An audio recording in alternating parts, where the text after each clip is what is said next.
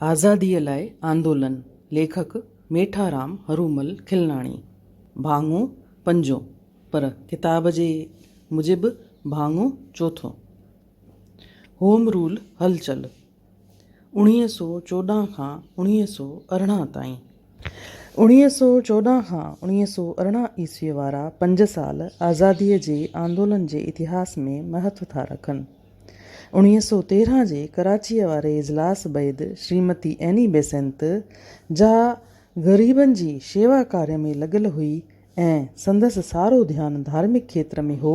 सा फिरी 1914 ईस्वी में राजनीति खेत्र में आई।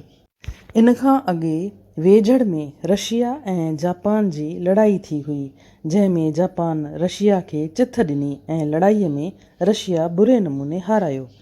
तंहिंखां सवाइ 1914 ईस्वीअ में जेका पहिरीं महाभारी लड़ाई थी हुई, उन में फ्रांस ऐं फ्लैंड्रस में असांजे हिंदुस्तानी सैनिकनि जर्मनीअ खे अहिड़ा टोटा चॿाया जो खेनि पुठिते हटिणो पियो। हिंदुस्तानियुनि जे इन्हीअ बहादुरीअ हिंदुस्तान जी नामूस यूरोप ऐं एशिया में वधाई। अॻे जो यूरोप जा बाशिंदा एशिया निवासियुनि खे सभु ॻाल्हि में पाण खां पुठिते सम्झंदा हुआ, सा ॻाल्हि ख़तमु थी वई। हिंदुस्तान खे बि पंहिंजी ताक़त जो अहसासु थियो।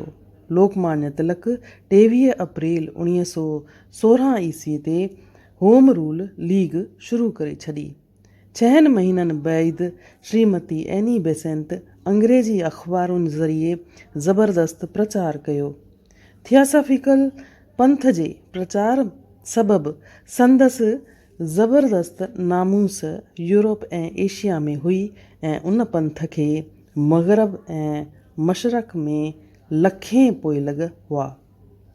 हुन जॾहिं हिंदुस्तान लाइ होम रूल यानी आज़ादीअ जो आवाज़ु उथारियो त उन आवाज़ खे हिंदुस्तान अंदरि ख़्वाह उन खां ॿाहिरि चङी पुठभराई मिली। उन दुनिया जे ध्यान ते आंदो त हिंदुस्तान पहिरीं महाभारी जंग में पूरो साथ ॾेई पंहिंजे सचाईअ ऐं वफ़ाईअ जो अनोखो मिसाल पेश कयो आहे। हाणे उन जो पूरो क़दुरु थियणु घुरिजे ऐं खेसि पंहिंजो राॼु मिलणु घुरिजे। हिंदुस्तानियुनि इहो हक़ लड़ाईअ खां अॻे बि छिकियो हो, हींअर बि छिकीनि था ऐं पोइ बि छिकींदा रहंदा।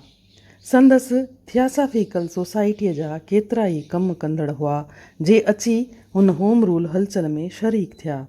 हैदराबाद जो स्वर्गवासी ॼेठमल परसराम, श्री संतदास वकील ऐं ॿिया इन हलचल में शामिल थिया हुआ।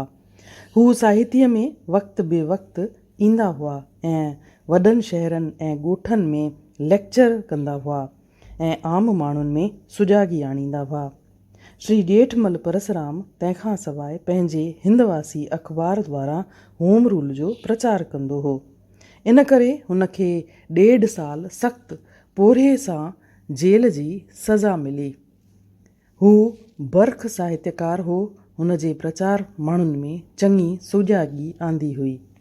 इन नमूने हिन वीडियो में पाण ॿुधोसीं, पढ़ियोसीं, ॾिठोसीं त हैदराबाद जो स्वर्गवासी ॼेठमल परसराम ऐं संतदास वकील कीअं होम रूल आंदोलन में बहिरो वरितो।